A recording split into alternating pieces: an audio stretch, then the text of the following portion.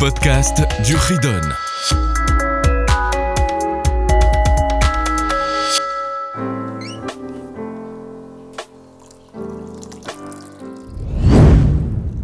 Bonjour les enfants, nous voilà pour le chapitre suivant 299, lo Tarmod. Un des 10 commandements.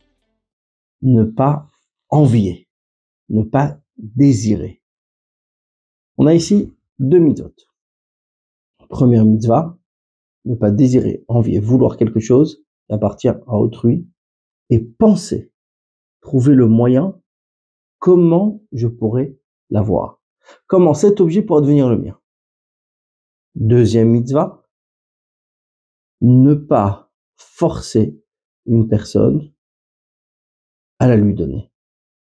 C'est-à-dire lui vendre, essayer de mettre une pression, que ce soit pour qu'il lui vende, pour qu'il lui échange, pour qu'il le lui donne parce que tu as envie. Dans la mitzvah 477, c'est ne pas envier quelque chose qui ne nous appartient pas. Il n'y a pas de punition, mais bien sûr c'est tout le temps, tout endroit et pour chacun. Et mitzvah 478, lo Tarmod, c'est ne pas mettre une pression sur une personne de vouloir lui récupérer cet objet. Également pas de punition, tout le temps, partout et chacun. Alors quels sont les détails de cette mitzvah? C'est être jaloux, vouloir, envier. Envie de quelque chose qui appartient à notre juif. Et commencer à réfléchir, à trouver le moyen, comment je pourrais avoir cet objet, comment il pourra devenir le mien. Ou, comme nous avons dit, mettre pression.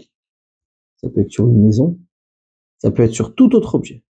On a ici 2 mitzvot négatives, donc 2 interdictions. Première interdiction, c'est ne pas désirer. Ne pas désirer, c'est-à-dire,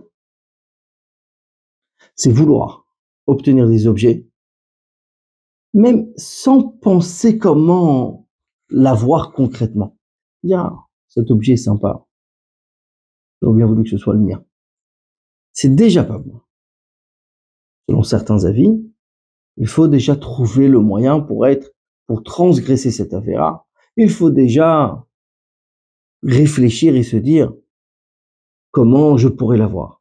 C'est-à-dire, d'après cet avis, si je peux aller dans une boutique et tout simplement acheter le même. Je le veux, je peux acheter le même. Si maintenant, d'après le premier avis, déjà envier, c'est-à-dire même chercher à avoir le même, c'est déjà pas bon.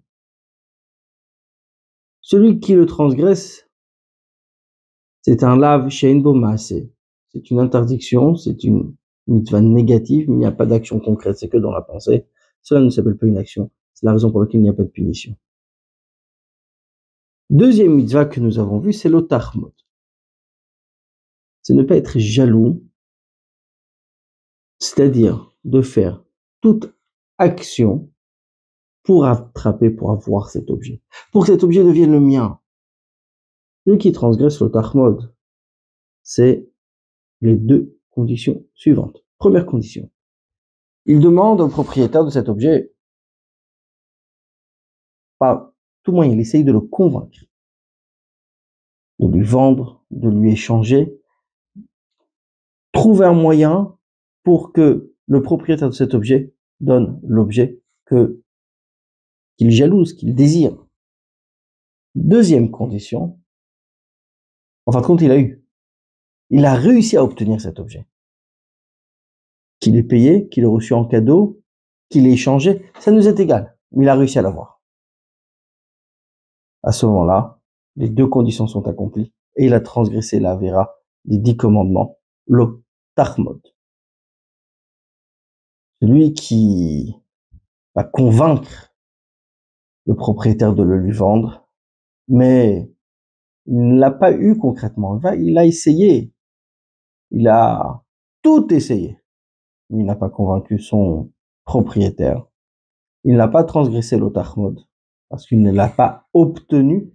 Par contre, il a transgressé la première Avera, lo Titave, ne pas désirer, ne pas vouloir. Ça, il aura transgressé. Là aussi, il n'est pas puni. Pour deux raisons. Première raison, c'est un lâche bo masse. C'est aussi une interdiction, mais il n'y a pas d'action. Il n'y a pas d'action concrète. Et s'il y a l'action, c'est-à-dire qu'il a obtenu l'objet, donc l'objet maintenant est chez lui. Il y a une action. Pourquoi il ne serait pas puni? Parce qu'il peut toujours le rendre. À partir du moment où il peut le rendre, on ne punit pas. 199, les ajouts pour le deuxième niveau, les quelques halachot.